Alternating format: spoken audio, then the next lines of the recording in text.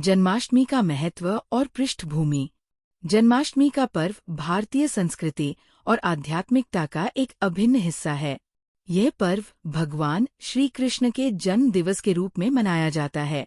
भाद्रपद मास की कृष्ण पक्ष की अष्टमी तिथि को रोहिणी नक्षत्र में आधी रात को भगवान श्री कृष्ण का जन्म हुआ।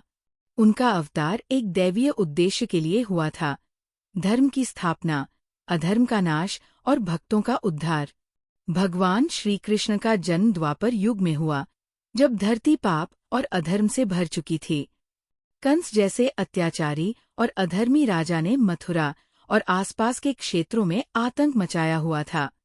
कंस ने न केवल निर्दोष लोगों को यातनाएं दी, बल्कि धर्म और संस्कृति का विनाश करने का भी प्रयास किया।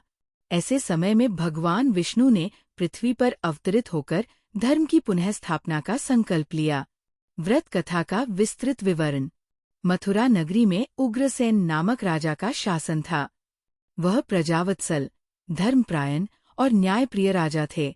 उनकी संतान कंस ने मथुरा के सिंहासन पर अधिकार कर लिया। कंस ने अपने पिता को कारागार में डाल दिया और स्वयं राजा बन गया।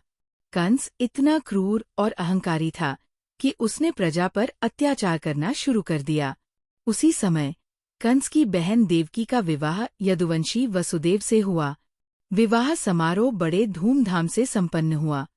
कंस ने स्वयं अपनी बहन को ससुराल छोड़ने का दायित्व लिया, लेकिन जैसे ही वह रथ में बैठा, आकाशवाणी हुई जिसमें कहा गया, हे कंस, जिस बहन को तुम इतने प्रेम से विदा कर रहे हो, उसका 8वां पुत्र तुम्हारे अंत का कारण बनेगा।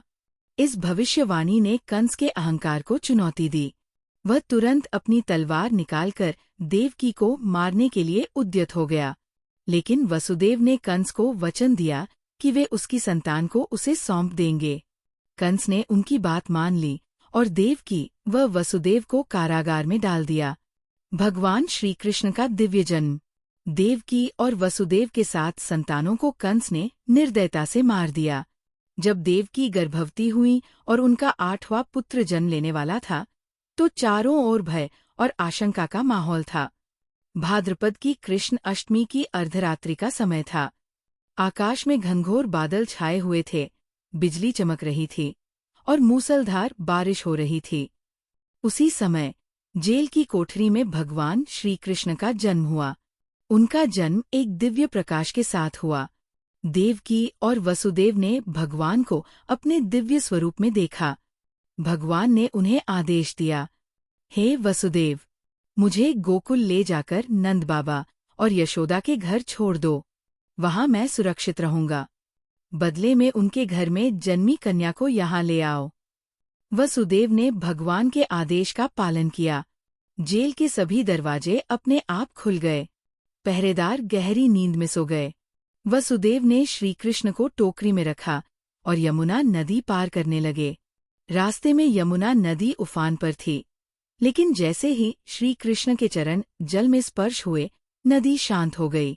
वसुदेव ने श्री कृष्ण को गोकुल में यशोदा के पास छोड़ दिया और उनकी बेटी को लेकर वापस मथुरा आ गए। कंस का अंत। जब कंस को ये ज्ञात हुआ कि देवकी ने एक कन्या को जन्म दिया है, तो उसने उस कन्या को मारने का प्रयास किया, लेकिन कन्या देवी ने दिव्य रूप धारण कर कंस को चेतावनी दी, हे कंस, तेरा संहार करने वाला जन्म ले चुका है। इसके बाद भगवान श्री कृष्ण ने गोकुल में अपनी बाललीलाओं से सभी का मन मोहा। उन्होंने बड़े होकर कंस का वध किया और धर्म की पुनः स्थापना की। जन्माष्टमी व्रत का महत्व। जन्माष्टमी व्रत में भक्त उपवास रखते हैं, भगवान श्री कृष्ण की पूजा अर्चना करते हैं और उनके जन्मोत्सव का आनंद लेते हैं।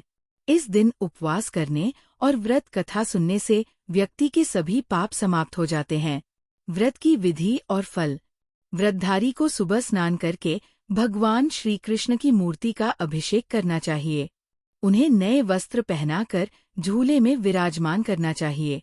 दिन भर उपवास रखें और श्री कृष्ण के भजन कीर्तन करें। रात्रि के समय भगवान का जन्मोत्सव मनाएं। ब्राह्मणों को दान दक्षिणा दें।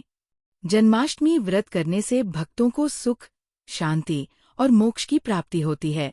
यह पर्व भगवान श्री कृष्ण के आदर्शों को याद करने और उन्हें अपने जीवन में आत्मसात करने का अवसर प्रदान करता है। उपसंहार: जन्माष्टमी केवल एक पर्व नहीं, बल्कि ये धर्म और सत्य की स्थापना का प्रतीक है। भगवान श्री कृष्ण का जीवन हमें ये सिखाता है कि जीवन में कितनी भी कठिनाइयां आए, धर्म और सच्चाई के पथ पर हमेशा डटे रहना चाहिए। इस दिन की पूजा और व्रत से व्यक्ति को न केवल सांसारिक सुख की प्राप्ति होती है, बल्कि आत्मिक शांति भी मिलती है।